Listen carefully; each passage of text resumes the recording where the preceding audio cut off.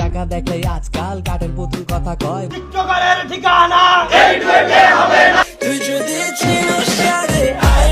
তিনি ইতু মিয়াজি, যাকে একদিন শুধুমাত্র টিকটক করার কারণে ডুয়েটের শিক্ষক থেকে বাদ দেওয়া হয়েছিল, কিন্তু আজ তিনি ফিরেছেন সেরাদের সেরা হয়ে।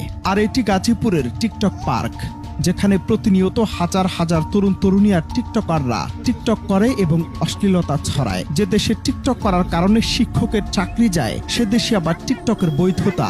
একই দেশে দুই নিয়ম, কিন্তু কেন? এরকম একজন শিক্ষার্থী যদি বিশ্ববিদ্যালয় শিক্ষক হিসেবে আসে, তাহলে বিশ্ববিদ্যালয়ের যে পরিবেশ আছে ওই পরিবেশটা বজায় থাকবে না। শিক্ষক এবং শিক্ষার্থীর ভিতরে যে একটা মহান সম্পর্কটা আছে, ওই মহান সম্পর্কটা হচ্ছে বিনষ্ট হবে। আপনাদের কি মনে আছে সেই ইতু মিয়াজির কথা, যার অপরাধ ছিল শুধুই টিকটক করা, যে কারণে ডুয়েটের আর্কিটেকচার ডিপার্টমেন্টের শিক্ষকতা নিয়োগপত্র কেড়ে নেওয়া হয়েছিল তার হাত থেকে? চারদিকে ছিল সমালোচনা আর বিদ্রুপের পাহাড়। একজন মেধাবী স্থপতিকে শিক্ষকতার অযোগ্য ঘোষণা করতে এক মুহূর্ত সময় নেয়নি আমাদের সমাজ। কিন্তু গল্পের শেষটা কি সেখানেই ছিল? না, যেহেতুকে এদেশ অবহেলা করে ছুঁড়ে ফেলেছিল, 2026 সালে আটলান্টিকের ওপারে সেই ইতুই ছিনিয়ে নিলেন বিশ্ব মঞ্চের শ্রেষ্ঠত্ব। এডওয়ার্ড অ্যালেন স্টুডেন্ট অ্যাওয়ার্ড জিতে আজ তিনি বিশ্বসেরা স্থপতিদের তালিকায়। হার মানতে নারাজ এই তরুণী অপমানের মাত্র 3 মাসের মাথায় পাড়ি জমান আমেরিকায়। লক্ষ্য ছিল একটাই, নিজেকে প্রমাণ করা। আর যখন তিনি আর্কিটেকচারের অন্যতম সম্মানজনক পুরস্কারে ভূষিত, তখন প্রশ্ন জাগে আমাদের সংকীর্ণ মানসিকতা নিয়ে। তিনি যদি সেদিন ডুয়েটে শিক্ষকতা চালিয়ে যেতেন, তবে হয়তো আজকের এই বিশ্বজয়ের গল্পটা লেখাই হতো না। বিদেশের মাটি যার মেধার মূল্যায়ন করলো, নিজ দেশ তাকে কেন বরণ করতে পারলো না? তবে কি আমাদের দেশ থেকে মেধা পাচারের মূল কারণ এই তথাকথিত সামাজিক বিচার?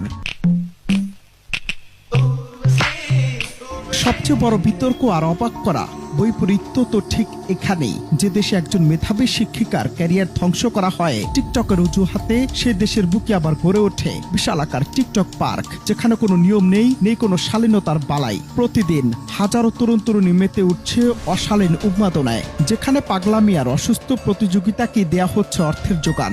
প্রশ্ন হলো, টিকটক করা যদি অপরাধ হয়, তবে এই পার্কগুলো কার প্রশ্রয়ে? কেন এখানে সমাজ নীরব? ইতু মিয়াজি আজ এক জ্বলন্ত দৃষ্টান্ত। তিনি প্রমাণ করেছেন প্রতিভা কখনো গণ্ডির ভেতরে আটকে থাকে না। আমাদের সমাজ তাকে মূল্যায়ন করেনি, কিন্তু বিশ্ব তাকে আপন করে নিয়েছে।